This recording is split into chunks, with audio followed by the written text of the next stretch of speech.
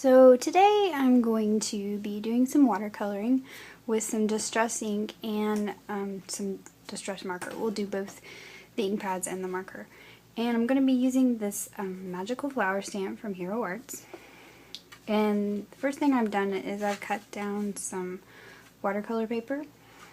This is, I think, a 4x4 square, but it fits perfect with the stamp. So I've already actually embossed one flower with some white embossing. I'm just going to do a second one here. So we're going to color both of these and we're going to color them exactly the same. And what I have here is just a big acrylic block, and I have some milled lavender distress ink, which is the lighter purple, and some dusty concord. And I'm just going to take the pad and press it directly on my acrylic block. And make my little color palette here. And I'm just going to give both of these a little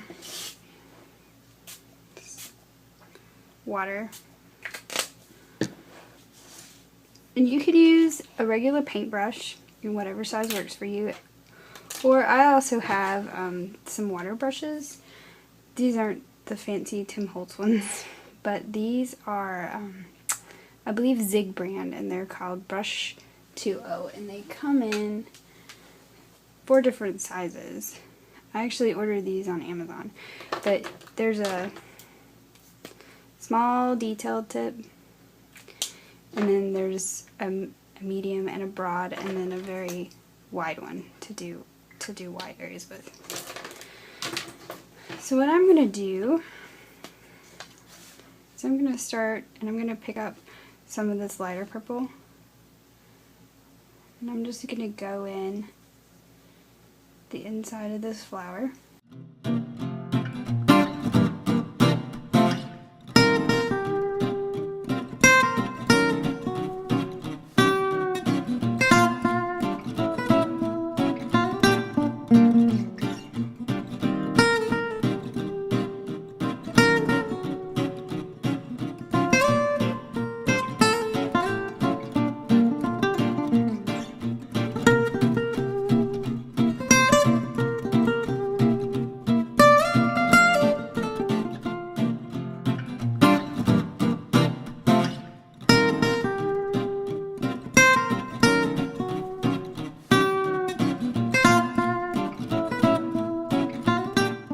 So now I'm going to use a dried marigold distress marker on the outside of the petals.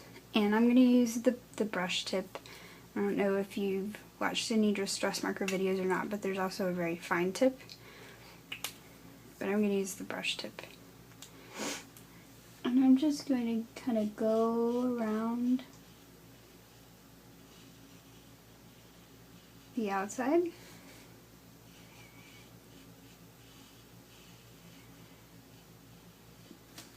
And then I'm going to take my water brush and just pull the color to the outside.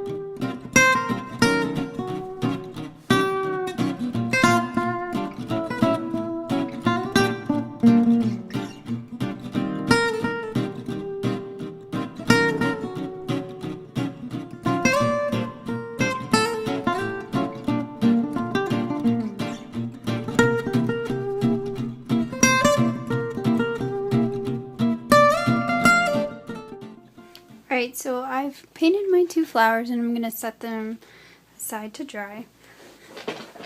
And then I have another piece of watercolor paper cut at 4x4, so that if we made a 4.5 by 4.5 inch card, it would have a slight matte. And the reason why I'm going to put this on a card is because when you watercolor and you add water, the paper warps. And I like to have the card nice and flat. So if you have a nice card that hasn't been touched by water to put this onto, you can end up with a nice, clean, flat, unwarped card. So I've cleaned off my acrylic block, and I'm going to use some tumbled glass and some bundled sage. And I'm going to give those, I think I'm going to make it mostly blue with a little bit of green. And I'm going to use this really broad tipped one. I like that these come in different colors. You know, each one's a different color by its size. So I'm just going to pick up some of this blue, and I like this big broad tip because then I can just put it all over.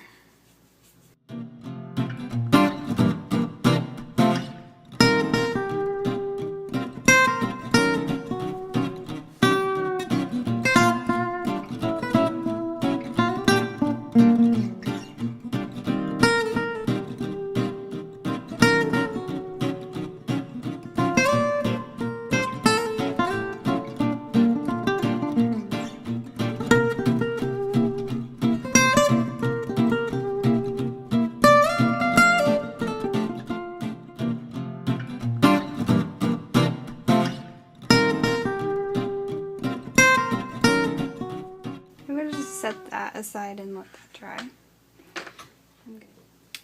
Okay, so my flowers have gotten dry enough for me to cut them out. And just a little tip is I normally use my Cutter Bee scissors, and I love them for detail cutting, but because this watercolor paper is kind of thick, I actually used my Tim Holtz tonic scissors, and they worked really well. So some other things I wanted to show you or talk about is the nice thing about the distress markers and the fact that they come in the same colors as the pads is when you do this, you can go back in and touch up some things. So like I went back in on the little circles with the Dusty Concord marker and just touched those up, made them darker. And if you don't add the water, the color is more saturated. So you can kind of get lots of different, you know, shades out of it. You can also, once it's dry, always go back with the marker and see this petal kind of didn't have the nice fade going on. So once it's a little more dry, you can add it back in there with your marker pretty easy. And then just go back with your water brush and make it look more like the rest of them. So I worked on how I wanted to lay this out. And I'm just going to stamp my sentiment first, actually. So I'm just going to pick it up, and I'm going to stamp it in VersaFine so that it's a nice, clean image, because this paper has some texture to it. And then I'm going to adhere down these flowers in about the places that I have them here.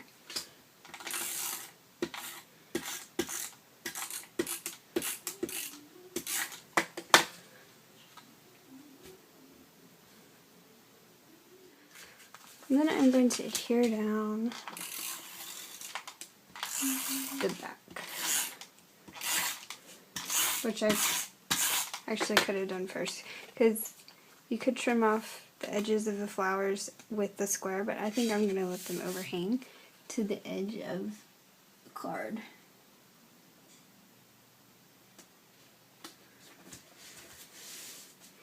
So I really should have done that first, but so now I can use my edge of my card as my guide where to cut them off.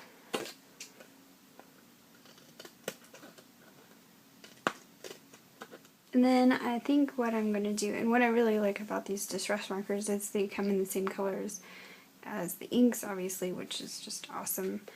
I'm always looking for markers because I like to do a little faux stitching a lot to kind of finish things off. And I don't always like doing it in white. So what I think I'm going to do is sort of just go around And it'll be a lot more subtle because this is tumbled glass, which is what I used, the blue I used for the background. And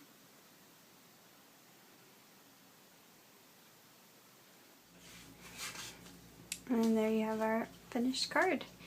So there's some ideas on how to use your distress inks and distress markers with some emboss resist techniques and some watercoloring.